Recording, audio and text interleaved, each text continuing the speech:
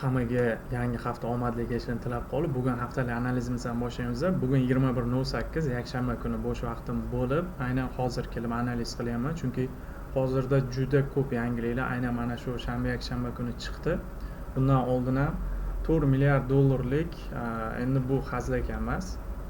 4 milliard dollar bu sentyabr oyi oxirigacha chop qilinishi kerak bo'lgan Tramp imzosi bilan qilingan yangi 100 dollarlik valyuta kupyuralari chop qilinardi. Aynan mana shu sabab va ikkinchi sabab Ormuz bo'g'ozini o'tganda to'lanadigan bojlarni yuanda, ya'ni Xitoy pul birligida qabul qilaman, dollarda qabul qilmayman degan qaroridan keyin dollar indeksi juda ham qaysi ma'noda shafqatsizlarcha tushib ketdi. Ya'ni o'zimizda ham sezildi. Qo'ldagi dollarlarning narxi 11.750, 11.805 narxlargacha tushib bordi. Kuni kecha 6.800 narxga ham tushdi deb turib, Google'dagi xatolik deb turib, qanaqadir juda strashniy holatlar ham paydo bo'lyapti. Xo'p, xulosa nima? Agar Amerika o'zini tashqi qarzlarni uzishda printerda pechat qilish bilan o'zida yechim ko'raverar ekan, ya'ni masalan Xitoyga qarzini qaytarish kerakmi? Xitoyga beriladigan qarzni printerda qo'shib turib pul chiqarib qaytarishga to'g'ri keldimi? Dollar valyuta birligi qadrsizlanishda davom etaveradi. Bu degani siz bugungi kunga dollarni aynan o'zingiz uyda qanaqadir 5 yildan keyin, 6 yildan keyin 1 ga 5 pulim ko'payib qoladi degan xayol bilan yig'ib qo'yishdan yiroq bo'ling degan. Xo'p, eng avvalo bozor bo'yicha bugun forex bozoridagi xulosa, ya'ni yangiliklar nimalarni yangi haftaga bizani tayyorlab turibdi. Real vaqtdagi bozorda ko'rib chiqadigan bo'lsak. Xo'p, bizda hozirgi real bozor grafikida ko'radigan yangiliklarimiz juda ham ko'p. Ayni mana shu yangiliklar bu hafta bozorda birmuncha ancha shafqatsizlarcha yurg'izib qo'yadi. Realni bu hafta bozorda oltin tendensiyasi bo'yicha 4800 va 4805 oralig'iga olib chiqishga imkoniyat juda ham ko'p. Yangi hafta bo'yicha chiqadigan yangiliklarni ko'radigan bo'lsak, bizda eng kuchli yangiliklar yevro va funt parasi uchun juda ham ko'p. Shu vaqtda o'zida yangi uylar sotuvi, ya'ni bu 25-avgust kuni chiqadigan yangilik bor. Xo'p, yana eng kuchli yangiliklardan bittasi bu Consumer Price Index deydi. Bundan tashqari yana PCE, ya'ni indeks yangiligi bor. Ularni hammasini hozir qisqacha ko'rib o'tamiz. Bu dollar indeksini texnik tahlili bilan bo'ladi. Fundamental tahlilni YouTube kanalida analizda har doim beravermayman, lekin bu yerda yangiliklar bilan birgalikda berib boriladi. Masalan, biror yangilik chiqsa, fundamental bozorda qanaqa kirib borishi bilan hammasini ko'rsatib boriladi. Misol uchun,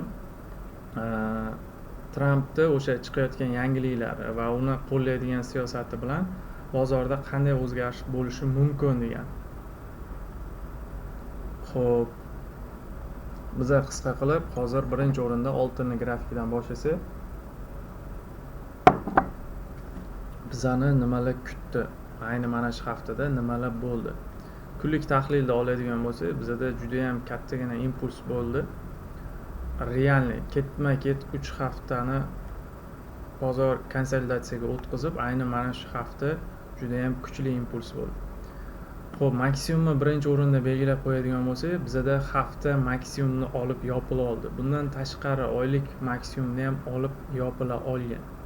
Bu degani bozorda ikkita imkoniyat qoldi. Birinchisi, oylik juda ham katta inverted FV ga qoldirildi. Bozorda realni kuchli narx bu 4290, 87 va 97 narxlar oralig'iga to'g'ri keladi. Bu inverted fair value gap, ya'ni buni 4-darsimizga YouTube kanali ichiga kirib ko'rsanglar, bemalol to'liqligicha qurolli qilib sizlarga ishlatsa bo'ladigan qilib topshirilgan.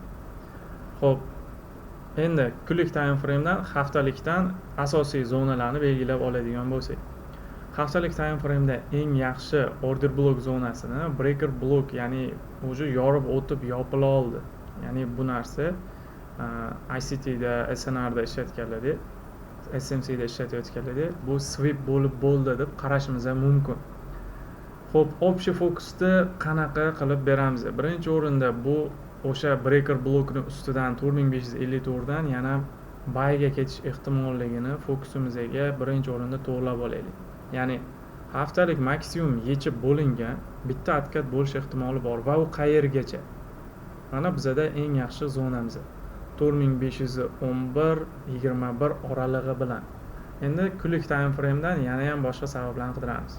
Juda ham yaxshi switchnoy model bor, realni. Bu ham juda ham katta soyaga ega ekan.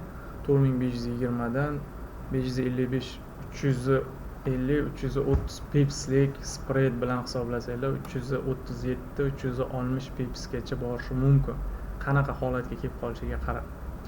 Bu juda ham katta farq. Endi haftalik kunlikda olgandan keyin yorib o'tib ketayotganini ko'rib turgan bo'lsanglar, bizada bitta tassa bor, breaker blok ustidan yana ham yuqoriga ketishi. Endi bu nimani anglatadi? Agar bugun bozor dushanbaga o'tar kechasi 4632 va 34 narxdan yuqoriga swip qilib o'tib Sydney Tokyo kirib kela olsa, bu 10 tomondagi model bilan juda ham kuchli bitta oqish qiladi. Xo'p, o'sha oqishda biza qanaqa g'oyada bo'lishimiz kerak? Agar gap bilan, impuls bilan otib mana shu atrofdan ochiladigan bo'lsa, 1 minutlik time frame trend bermaguncha shunchaki kirishdan yiroq bo'ling. Bittada oqib borib qo'yish hech narsa emas. Agar gap yuqoriga bo'ladigan bo'lsa, sell sabab qidirishni afzal ko'ringlar. Bu oltinga nisbatan fokus. Xo'p. Endi bizga umumiy bozor olishi uchun yaxshi zona qayerda? Ya'ni swip bo'lish ehtimolligi eng kuchli bo'lgan zona qayerda? Mana shu joyi o'zida juda ham kuchli swip bo'lishiga talab ancha oshgan. E'tibor qilinglar, bu kunlik grafik. 10-chi, 12-chi, 13-chi, 14, 15, xo'p, 20-chi, 21-aprelgacha range holatiga tushib qolgan. Bu yerda ICT va SMC strategiyalarida kuchli likvid yig'ilib qolingan deb qaraladi. Lekin biza buni filtrlab, yana ham dars davomida hali entrylar bo'lsa, private kanalda beriladi. Xo'p, hozircha umumiy g'oyani hisobga oladigan bo'lsak, impuls aniq tepaga bo'lish ehtimolligi bor. 80-60% dan baland yuqoriga gapda ochilishi. Xo'p, bizada agar 4758 dan tepada swip qila olsa, kuchli sellga bittada oqish bo'ladi. Agar mana shu joylarga kelib ochilsa, bittada sellga oqib ketish bo'ladi. Endi ikkinchi g'oya. Shu yerga bormasdan turib, bugun mana shu juma kuni yopilgan svechadan yuqoriga o'tib qolsa, ya'ni bu ikkinchi ssenariyimiz.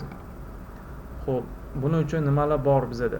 Kunlik time frame, inverted fair value gap bor, bu narsa imbalance deyiladi. Hozir agar balansda yorib turib tepaga chiqib tura olsa, ya'ni mana shu holatida yopilgan hisobga olsak, bizada ayni mana shu joyi o'zidan ham bitta kuchli sell bor. Bu qayergacha? Bu mana shu yerdagi 4517-18 narxgacha. Undan pastiga agar modelsiz ketaverar ekan, zilkani ushlab o'tirmanglar.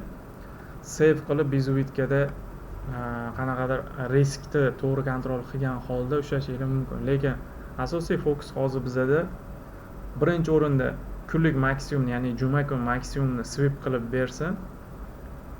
O'shandan keyin biza fokusni asosiysini dalsha bayga qaratsak bo'ladi. Avval swip qilib bersin, 4620-21 narx atrofidan tepaga yopilib qaytishi boshlasa, agar ochilganda birdaniga mana bu 4700 narxlardan ochilsa, bu analizga rivoya qilinmaydi.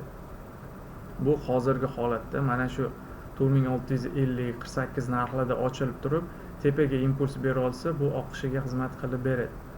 Birdaniga risk qilish bo'lmasin, bozor ochilganda birdaniga sell degan tushuncha yo'q. Shuning uchun hech bo'lmasam ichkariga tasdiq model berishini kutgan holda risk qilamiz. Xo'p, umumiy g'oyani oladigan bo'lsak, necha pipsli analizdan foyda kutsak bo'ladi? Savdo qilganimizda, xo'p, birinchi o'rinda kunlik time frame hisobga olsak, 1624 pipsli, 1600 deylik, 1600 pipsli sellga oqish ehtimoli bor va o'shanda baza, ya'ni yasalishini kutishimiz kerak bo'lgan joy 650-630 pipsli. Bu hali bozor ochilganda rivoya qilinishi kerak bo'lgan zona. Kirgandan sessiya, masalan, bugun ertalab 3 ga bozor ochilgandan zelka degani emas. Xo'p, endi bizada dollar indeks analizini qisqacha ko'rib o'tamiz. Xo'p, dollar indeks analizimizni o'tgan hafta qilgandik. Mana shu narxlarni swip qilishi haqida kelishgandik. Swip ham qildi, hamma narsa joy-joyiga ham tushdi. Ko'rgan bo'lsanglar kerak. Minimumni swip qildi. 22-may buni o'tgan hafta analizga berilgandi. Minimum swip bo'ldi. Oltin mana shu ko'rib turgan 4600 narxiligicha kela oldi. Endi hozirgi holatda nima bo'lishi mumkin? Ya'ni dollar indeksiga 2 kun yonga tura oldi. Juma payshanba kunlari. Endi bizada qanaqa impuls bo'lish ehtimoli bor? Hozir agar mana shu joy o'zidan 4 soatlik time frame hisobga oladigan bo'lsak, bitta kuchli dailyda ham ko'rinib turgan FVG zonasi bor. Buni men faqat hozir texnik tomondan uzoq muddatli kirish qilyapman, lekin darsda bunaqa savdo bo'lmaydi. Jonli darsda Bloomberg terminali orqali volume imbalans zonalarini order flowdan o'lchagan holda bo'ladi. Bu klassik fokusni to'g'irlash uchun sizlarga yo'nalish berish uchun analizni qilib beryapman. Xo'p, ikkinchi manzilimiz baribir ham sellda bo'lib turibdi hozirgi joy. Mana shu joy swip bo'ldi. G'oya qanaqa? Dollar indeksini g'oyasi hozirda tiklanish narxiga tomon 98.900, 98.903 atrofiga chiqib bera olsa, yana ham sell. Bu dollar indeksining umumiy g'oyasi edi. Xo'p, endi xuddi shunday funt dollar analizini ko'radigan bo'lsak, haftalik time frame judalar kuchli, nima deydi, range holati deyarli 6 oylik range ichiga yana ham qaytib kirdi bozor. Xo'p, umumiy g'oya nimada? E'tibor qilinglar fokusda. Minimum bitta swip bo'ldi. Ya'ni bozorda ayni vaqtda hozirda mana shu minimum swip bo'lganligi funt dollar valyutasini kotirovkasidagi 1.31600 narxi kuchsizligini ko'rsatib turibdi. Endi hozir biza nima kutsak bo'ladi real vaqtda? Bu haftalik grafikida, bu kunlikda. Hozirgi turgan joy juda ham kuchli sell BPR zonasiga hali kelgani yo'q, lekin kelish arafasida. Xo'p, bizada impuls bilan kelganda 1.37.317 narxlar bilan swip, ya'ni bitta maksimumga kirib kela olsa 37.8, 37.750 atrofi bilan bozorga chiqib borishi o'zi sell uchun degan. Iloji boricha yana ham mana bu joyga kirib kelganida, ya'ni mana shu joy o'zida tasdiq olishda ehtiyot bo'linglar. Chunki bu kunlik time frame'da 28-yanvar yil boshida yasalgan kuchli diapazon. Burilganda ham 10 minutli yoki 5 minutli bitta switchni burib yubormaydi. Bu yerda kamida 3 kun yoki 2 kun range ham bo'lish ehtimoli bor. Umumiy fokus dollar indeksini hisobga olgan holda funt dollarda ham qisqa muddatli sellimiz bor. Xo'p, endi euro dollar grafiki ham deyarli bu bilan bitta pavtorda yuradi. Xo'p, hozirgi holati juda ham kuchli sell zonasiga yaqin turibdi. Short position qilamiz. Buni ham dollar indeksi восстановление bo'lishiga imkoniyatlar juda ham ko'p, ya'ni восстановление degani buyga o'zini zonasiga qayta tiklanishi. Xo'p, umumiy diapazon narxini oladigan bo'lsak, 25-iyun, 24 va 27-iyul minimumlarni swip qilish ehtimolligi juda ham baland. Nimaga bunaqa deyapman? Chunki dollar indeksini qisman o'zgarishi ham bu yerdagi volatillikni ancha oshirib yuboradi. Trendoviy support bor, juda ham kuchli. Sell diapazonida ko'ramiz buni ham, funt dollarda ham, euro dollarda ham sell diapazonida. Oltinda ham hozircha qisqa muddatli sell bor, lekin ochilishiga qarab. Asosiy fokusda 4845, 4850 narxlardan sell izlashga beringlar. Bu sizlarga beriladigan haftalik yangiliklardan oldin texnik tahlil. Fokusni to'g'rilab olinglar, qanaqa model, nima bo'lsa hammasini bir qismini bera oldim. Описаниеda kerakli linklar, agar qo'shilamansangiz privet kanali uchun lichkalarni men qoldiryapman. Bemalol o'tib qo'shilishinglar va savollar bo'lsa o'zimga yozsanglar bo'ladi. Adreslar yoki boshqa ma'lumotlar albatta telefon orqali. Sog' salomat bo'linglar.